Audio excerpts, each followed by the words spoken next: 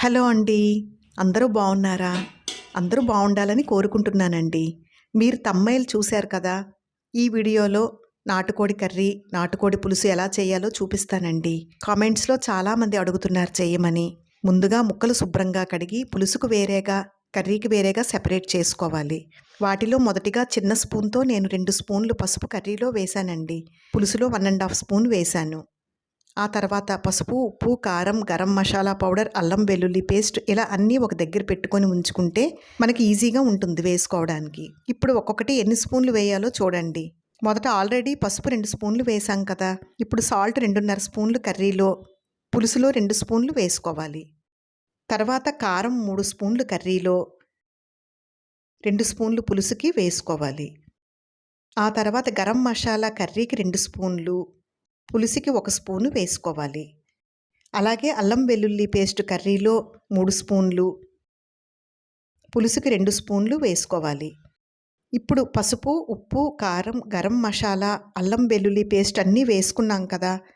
ఇప్పుడు ముక్కలకు బాగా పట్టేలా కలుపుకోవాలి. అలాగే పులుసు ముక్కలకు కూడా బాగా కలుపుకోవాలి. వీడియో అయితే చివరి వరకు స్కిప్ చేయకుండా చూడండి. ఈ రెసిపీ కొత్తగా పెళ్ళైన వాళ్ళకి, బ్యాచిలర్స్కి చాలా ఈజీగా చేసుకోవచ్చు. ఇప్పుడు కర్రీలో 2 స్పూన్లు ఆయిలు, పులుసులో 1 స్పూన్ ఆయిలు వేసుకొని మళ్ళీ ఒకసారి బాగా కలిపి ఒక అరగంట వరకు మూత పెట్టుకొని ఉంచుకోవాలి. ఎందుకంటే ముక్కలకు బాగా పట్టాలి.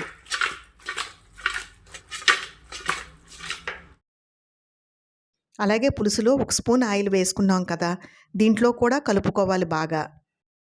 ఈ విధంగా మనం బాగా కలుపుకోవాలి. ఇప్పుడైతే ఒక హాఫ్ అన్ అవర్ గ్యాప్ ఇద్దాం. అరగంట గ్యాప్ ఇవ్వడం వలన ముక్కలకి బాగా పడుతుంది. ఇప్పుడైతే వేరొక బౌల్ తీసుకోవాలండి. దాంట్లో ఒక 100 గ్రామ్స్ చింతపండు వేసుకోవాలి. ఒక పావు లీటర్ వాటర్ మనం వేసుకోవాలండి. ఇది పులుసు కోసం మనం చింతపండుకి నానబెడుతున్నాము. ఇలా ఒకేసారి అన్ని మసాలాలు ముక్కలకు కలుపుకొని అలాగే చింతపండు నీటిలో వేసుకొని ఒక అరగంట ఉంచుకోవాలి. ఇప్పుడైతే నేను ఈ half an hour time waste చేయకుండా పులుసుకి, కర్రీకి సరిపడే ఆనియన్స్ అయితే కట్ చేస్తున్నాను. రెండిటికి సెపరేట్గా అండి. మొత్తం ఈ రెసిపీ ఎక్కువ టైం టేకింగ్ ప్రాసెస్ ఇక్కడేనండి. ఈ ఉల్లిపాయలు కట్ చేయడమే. హాఫ్ అన్ అవర్ అయింది కాబట్టి కర్రీ అయితే వండటం స్టార్ట్ చేసేద్దాం. ముందుగా ఈ వైట్ బౌల్లో ఈ మసాలాలు పట్టిన ఈ ముక్కలని ఈ బౌల్లో వేసేద్దాం. ఎందుకంటే ముందు మనం పచ్చి చికెన్ వేసాం కాబట్టి ఆ గిన్నెని ఒకసారి బాగా కడిగేయడం బెటర్ అండి. ఇప్పుడైతే ఆ గిన్నెని కడిగేసాను. స్టవ్ మీద పెడుతున్నాను. 1 ½ కేజీ నాటుకోడి చికెన్కి 1 టీ కప్ ఆయిల్ వేసానండి.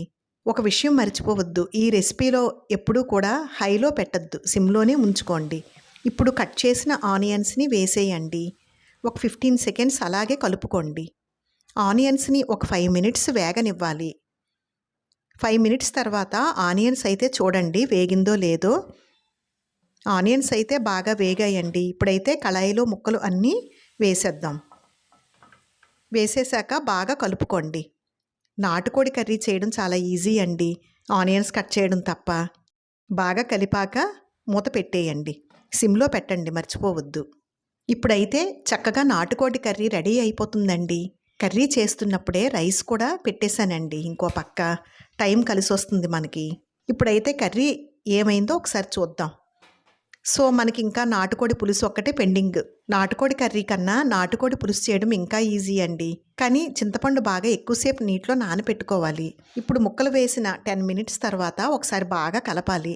కలిపిన తర్వాత టేస్ట్ అయితే ఒకసారి చూడాలండి. అప్పుడే మనకి ఉప్పు, కారం తగ్గిందో లేదో, ఇంకా పడతాదో అన్న విషయం మనకు తెలుస్తుంది. టేస్ట్ అయితే మా అబ్బాయిని చూడమన్నానండి, చూశాడు. ఉప్పు, కారం చాలా తక్కువ అయ్యాయని అన్నాడు. నేనైతే 2 స్పూన్స్ ఉప్పు వేశాను. అలాగే 2 స్పూన్స్ కారం వేశాను. 1 స్పూన్ గరం మసాలా పౌడర్ వేశాను. బేసిక్గా మా ఇంట్లో కారం ఎక్కువగా తింటామండి. సో కారం ఎక్కువగా తినేవాళ్ళు కొంచెం ఎక్కువ వేసుకోండి. మీరు టేస్ట్ చేసిన దాన్ని బట్టి తెలుస్తుంది ఎంత సాల్ట్, కారం వేయాలి అనేది. సో అన్నీ వేసాం కాబట్టి బాగా కలపాలండి. సిమ్లో పెట్టుకొని ఒక 15 మినిట్స్ వేగాక 1/2 లీటర్ వాటర్ వేసుకోండి. ఒకేసారి ఎక్కువ వాటర్ వేసేయొద్దు. ఒకసారి కొంచెం వాటర్ వేసి ఒక 1 మినిట్ తర్వాత కొంచెం వేసుకోండి.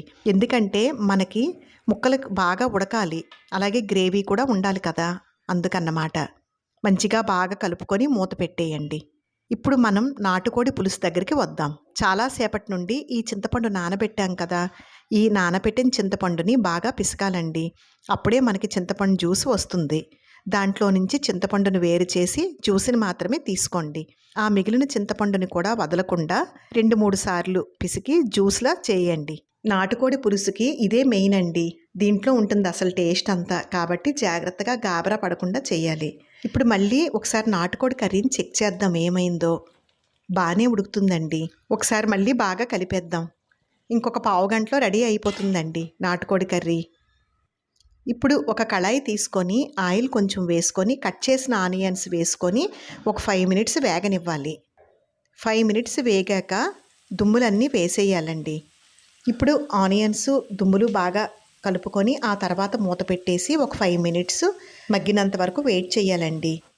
మొదట గుర్తుపెట్టుకోండి, చింతపండు పులుసు ముందు వేయకూడదు. ముందుగా ఆయిల్, ఆనియన్స్, దుమ్ములు వేసుకున్న తర్వాత అవి బాగా వేగాక చింతపండు పులుసు వేసుకోవాలి. నాటుకోడి కర్రీని అప్పుడప్పుడు 5 మినిట్స్కి ఒకసారి మూత తీసి చెక్ చేసుకుంటూ ఉండాలి. నీరు ఇంకిపోతుందేమోనని చూసుకోవాలండి. కర్రీ అయితే మ్యాక్సిమం అయిపోయినట్టే. ఒక 3 to 5 మినిట్స్ అంతే. ఇప్పుడు పులుసులో చింతపండు జ్యూస్ని వేయాలి. మొత్తం వేసేయవద్దు ఒకేసారి. ఆ తర్వాత ఒక టమాటా పండుని కట్ చేసి నాటుకోడి పులుసులో వేసేయండి. ఒకసారి బాగా కలిపేయండి. మళ్ళీ మూత పెట్టేయండి. మళ్ళీ 5 మినిట్స్ వెయిట్ చేయండి. చూశారు కదా, రైస్ కూడా అయిపోతుందండి. ఇప్పుడు 5 మినిట్స్ తర్వాత చింతపండు జ్యూస్ని మొత్తం వేసేయండి. ఒకసారి కలిపేసి మూత పెట్టేయండి. ఒక 10 మినిట్స్ మరగనివ్వాలండి బాగా. నాటుకోడి కర్రీ అయితే అయిపోయిందండి. ఇంకా పులుసు ఒక్కటే పెండింగు. 10 మినిట్స్ మరిగాక ఒకసారి టేస్ట్ చెక్ చేసుకోండి. నాకైతే టేస్ట్ చెక్ చేశాక ఉప్పు, కారం, మసాలా తక్కువైనట్టు అనిపించిందండి. అందుకే 3 స్పూన్స్ ఉప్పు, 1 స్పూన్ గరం మసాలా, 1 స్పూన్ కారం వేసుకున్నాను. ఒకసారి అంతా బాగా కలిపేసి 1 మినిట్ వెయిట్ చేశాక 2 స్పూన్స్ పంచదార వేసుకున్నాను. పంచదార వేసుకుంటే పులుసుకి మంచి టేస్ట్ వస్తుందండి. అలాగే కరివేపాకు కూడా వేసుకున్నాను పులుసులో. కరివేపాకు చాలా మంచిది కంటికి, ఆరోగ్యానికి.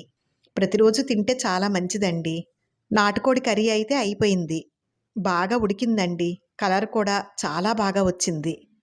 కొంచెం కరివేపాకు కర్రీలో కూడా వేసుకున్నానండి టేస్ట్ కోసం. కరివేపాకు వేసాక ఒక్కసారి కలిపేసి మూత పెట్టేయండి. ఇంకా కర్రీ అయితే అయిపోయినట్టే. స్టవ్ ఆపేశాను. నాటుకోడి కర్రీ అయితే ఎలా చేయాలో మీకు చూపించేశాను కదా.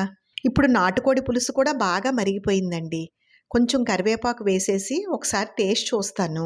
ప్రస్తుతానికి కొత్తిమీర లేదు నా దగ్గర. వేసుకుంటే మాత్రం చాలా టేస్ట్ వస్తుంది. అంతే, నాటుకోడి పులుసు కూడా రెడీ అయిపోయింది. ఈ వీడియోలో నాటుకోడి కర్రీ, నాటుకోడి పులుసు ఎలా చేయాలో చూపించాను కదా. మీరు కూడా ఆలస్యం చేయకుండా ఇంట్లో చేసేయండి. మా అబ్బాయి కిచెన్లో అన్నీ పెట్టేస్తున్నాడండి. చాలా హెల్ప్ చేస్తాడు నా కిచెన్లో ఎప్పుడు కూడా. నేను చెప్పినట్టు యాజ్ ఇట్ ఈజ్గా ఫాలో అవ్వండి. కర్రీ, పులుసు చాలా బాగా వస్తుంది.